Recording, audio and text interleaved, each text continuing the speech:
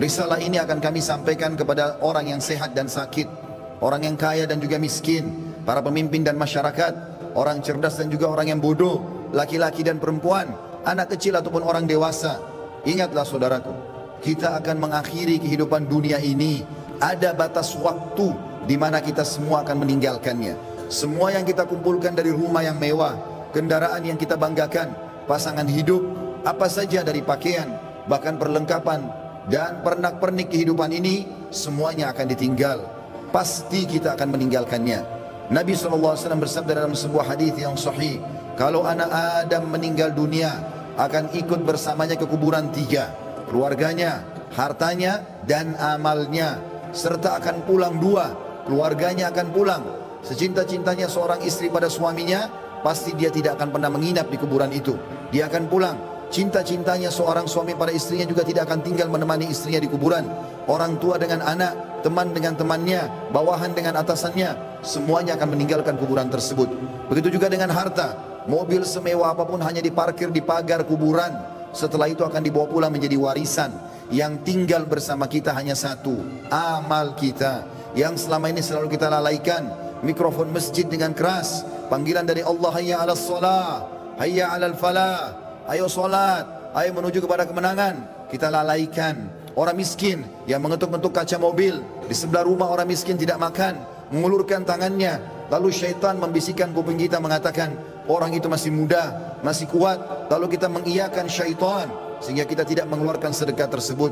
Al-Quran hanya menjadi hiasan, berbangga-bangga dengan kertasnya, dengan sampulnya yang bagus, penerbitnya yang dikenal, atau yang bestseller yang dijual di pasar-pasar.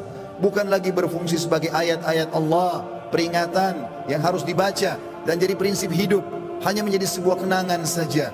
Begitu juga dengan orang tua yang dilupakan, hanya kena jabatan yang sudah naik, harta yang sudah mulai melimpah, memiliki pasangan yang cantik, anak-anak yang banyak, sehingga orang tua di kampung halaman dilupakan. Telepon pun hanya setahun sekali. Tidak ada lagi kejar pahala dan surga dari kedua orang tua. Padahal seorang salafus saleh pernah menemukan salah satu orang tuanya meninggal, lalu dia menangis terisak-isak. Kemudian murid-muridnya menanyakan, kenapa anda menangis? Kata dia, sungguh satu pintu surga sudah tertutup untukku, maka tertinggal satu lagi. Dan sekian banyak fenomena dalam kehidupan kita yang kita lalaikan, saudaraku seiman. Dengarkan dan renungi baik-baik bagaimana Allah mengingatkan dalam kitabnya tentang masalah hari pulang ini. Yang pertama, disebutkan di dalam Al-Quran surah Al-Baqarah ayat 281. Allah berfirman dan kekal ditilawakan oleh orang-orang beriman sampai hari kiamat. A'udzu billahi minasyaitonir rajim.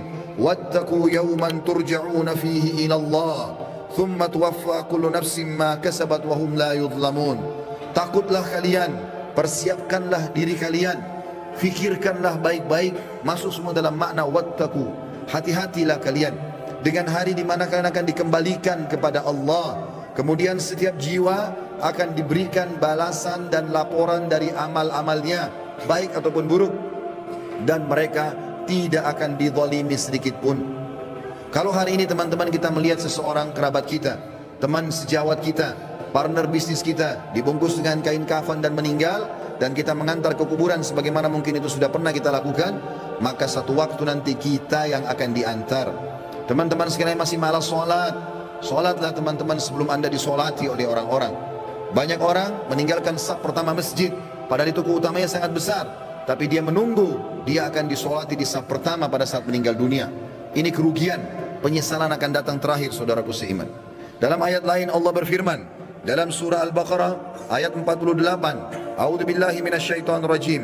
Wattaqu yawman la tajzi nafsun an nafsin syai'a wa la yaqbalu minha syafa'atun wa la yu'khadhu minha 'adlun wa la hum yunsarun. Hati-hatilah kalian, perhatikan baik-baik, renungi baik-baik kata Allah, hari di mana tidak ada lagi jiwa bisa membantu jiwa yang lain, dan tidak akan diterima lagi rekomendasi-rekomendasi, pertolongan-pertolongan, dan juga tidak akan pernah ada yang bisa memenangkan. Di dalam ayat yang lain juga Allah mengingatkan surah Luqman, surah nomor 31 dalam Al-Quran ayat 33. A'udzu billahi minasyaitonir rajim. Ya ayyuhan nas, ya ayuhan nasu taqu rabbakum wakhshaw yawman la yajzi walidun an waladi wala mauludun huwa jazin an walidihi syai'a inna wa'dallahi haqq fala taghurrannakumul hayatud dunya wala yaghurrannakum billahil garur. Artinya, hai sekalian manusia, wahai manusia, Allah panggil. Dan saya ingatkan lagi di atas mimbar ini, Allah memanggil semua kita tanpa mengenal sukunya, bangsanya, jabatannya, status sosialnya, ataupun laki-laki dan perempuan, muda ataupun tua. Allah mengatakan, wahai manusia, takutlah kalian kepada Tuhan kalian dan khawatirlah terhadap hari di mana tidak akan ada lagi pertolongan, tidak ada orang tua bisa menolong anaknya, dan tidak lagi anak-anak bisa menolong orang tuanya. Sesungguhnya janji Allah pasti benar. Jangan kehidupan dunia melalaikan kalian, dan jangan sampai kalian terlalaikan.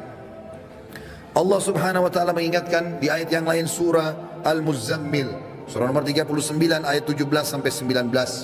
Allah berfirman, a'udzubillahi minasyaitonir rajim. Fa kaifa tattaquna in kafartum yawma yaj'alul wildanu shiba. Bagaimana kalian bisa memungkiri hari di mana anak kecil pun bisa menjadi tua tiba-tiba? As-sama'u munfatirun bih, pada hari kiamat nanti maka langit-langit pun akan pecah. Kana wa'duhu maf'ula, dan itu janji Allah pasti akan terjadi. Inna hadhihi tadhkirah, ini adalah peringatan yang sangat bermanfaat. Faman syaa'a ittakhadha ila rabbih sabila, siapa yang berakal maka dia segera mengambil jalan menuju ke Tuhan.